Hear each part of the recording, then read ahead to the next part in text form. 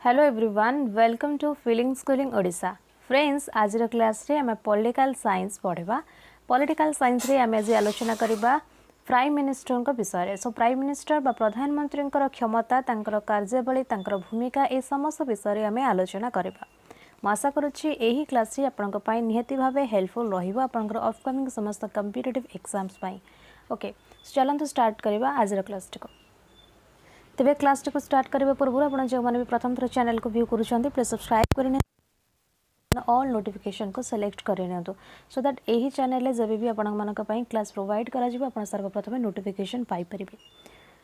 सो आज क्लास आम आलोचना करवा प्राइम मिनिस्टर का विषय में। Prime minister real executive authority तो प्राइम मिनिस्टर होती real executive authority. The Constitution does not contain any specific procedure for the selection and appointment of the Prime Minister. Article 75 says only that the Prime Minister shall be appointed by the President. However, this does not imply that President is free to appoint anyone as the Prime Minister. President has to appoint the leader of the majority party in Lok Sabha as the Prime Minister. अर्थात प्रधानमंत्री होउचंती राष्ट्रर वास्तव शासक। आम संविधान धारा 74(1) अनुजाई राष्ट्रपति को तांको कार्य रे साहाय्य और परामर्श देबा पई प्रधानमंत्री अधिनायकत्व एक मंत्रिमंडल रहिबो अर्थात प्रधानमंत्री मंत्रिमंडलर मुख्य और अग्रगण्य। तेबे धारा 75(1) अनुजाई प्रधानमंत्री राष्ट्रपति द्वारा नियुक्त हुअंती।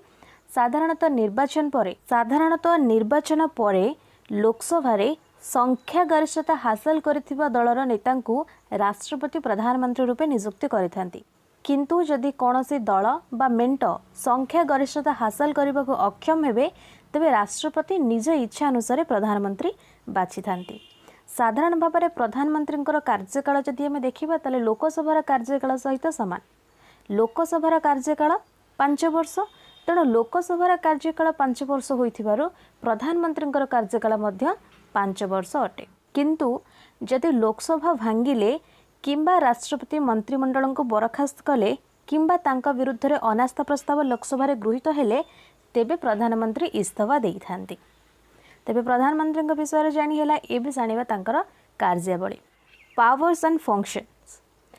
सो भारतर संविधान समस्त कार्यकलाप क्षमता राष्ट्रपति को प्रदान करथिबले मध्य ता वास्तव में प्रधानमंत्री द्वारा कार्यकारी होता है। तेणु प्रधानमंत्री एक गुरुत्वपूर्ण भूमिकार अधिकारी।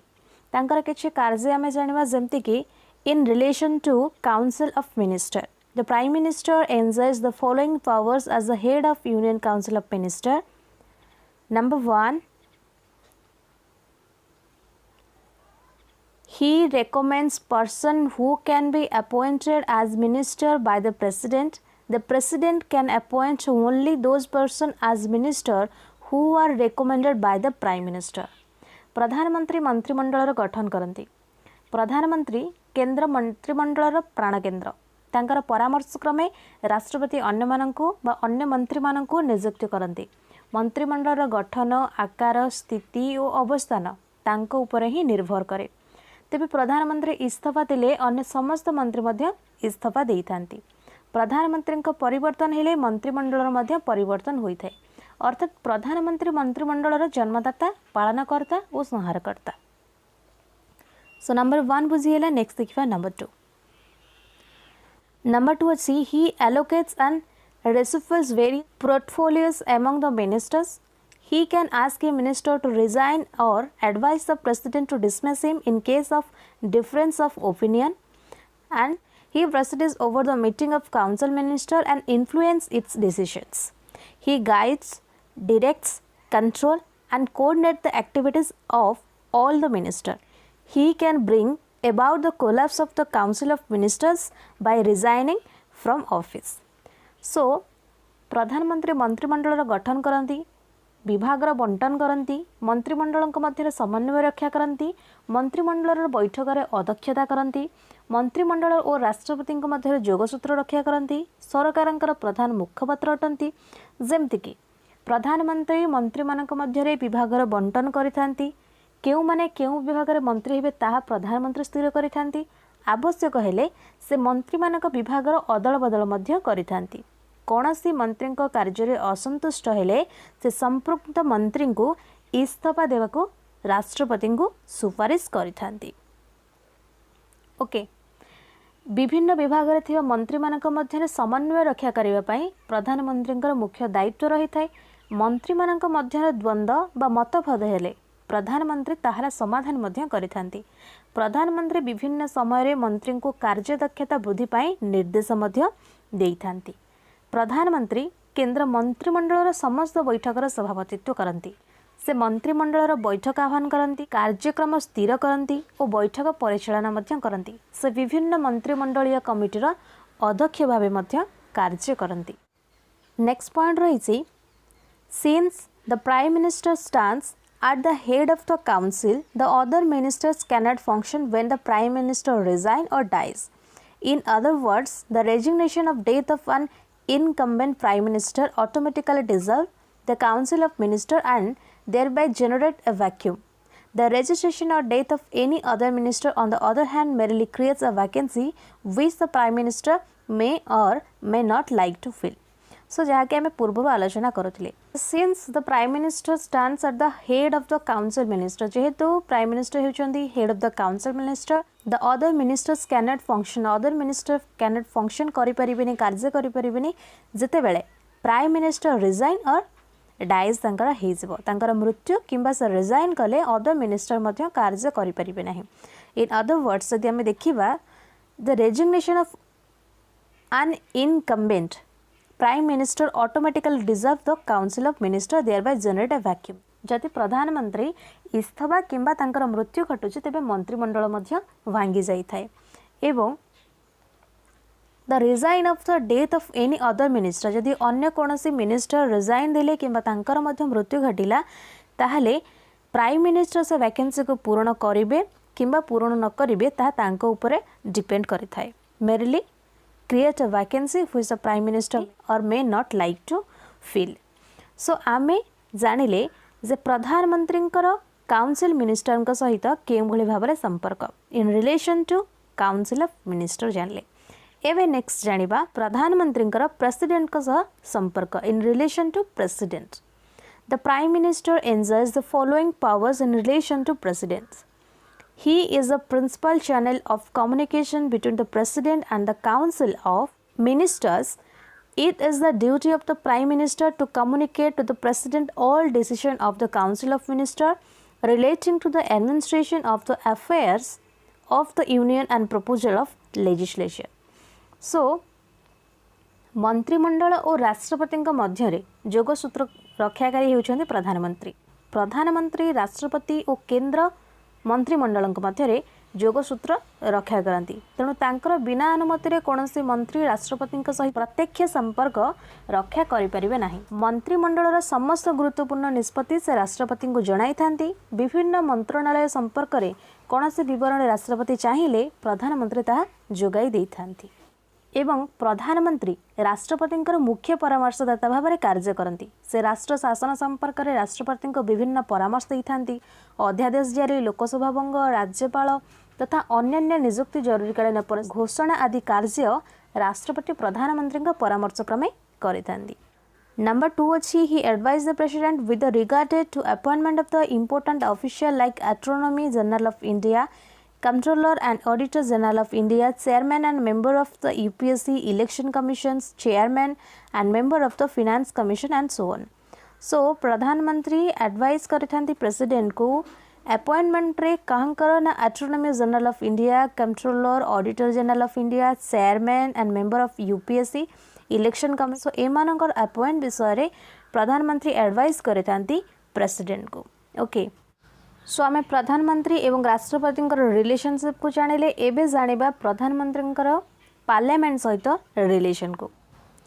इन relation to parliament, the prime minister is the leader of the lower house. If he is a member of that house, in his capacity he enjoys the following powers. So कौन powers से enjoy करती?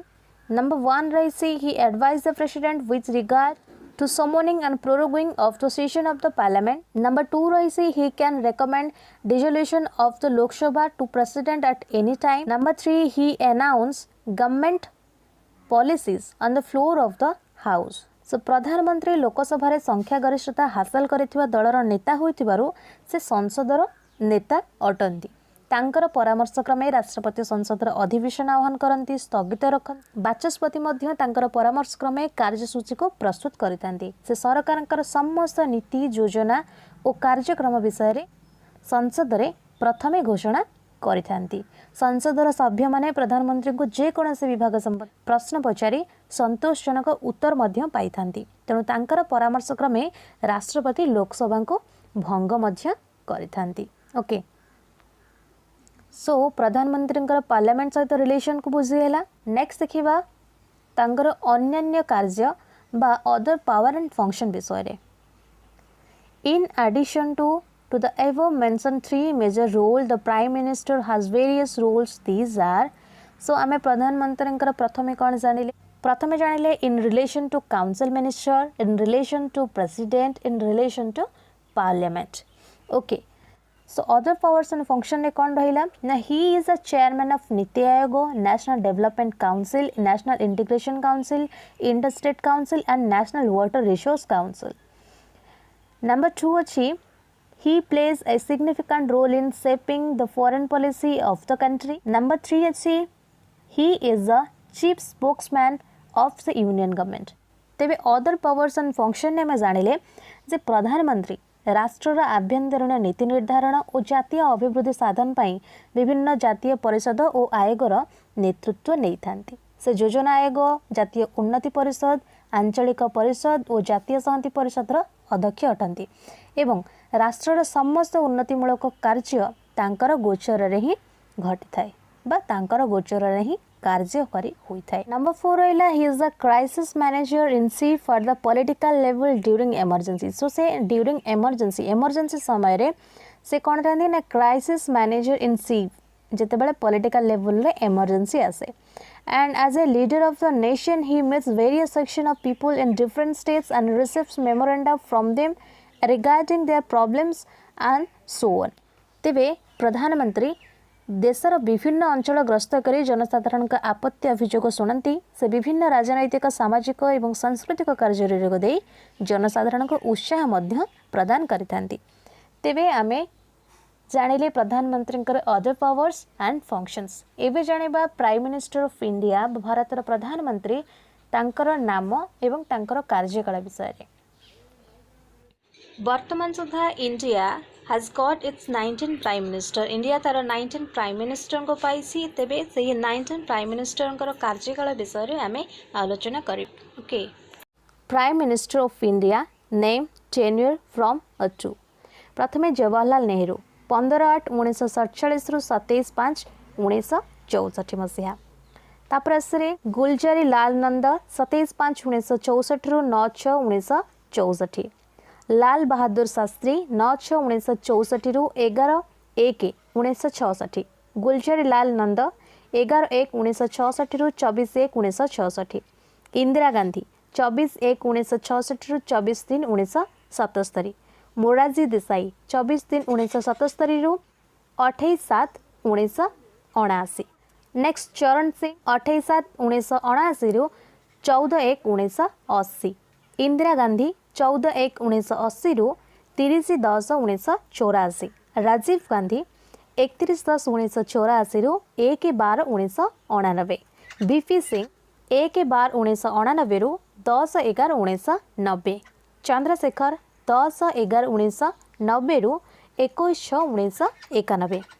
Next PV Narasimha Rao 21/6/1991 रु 16/5/1996। अटल बिहारी वाजपेयी 16/5/1996 रु 1/6/1996।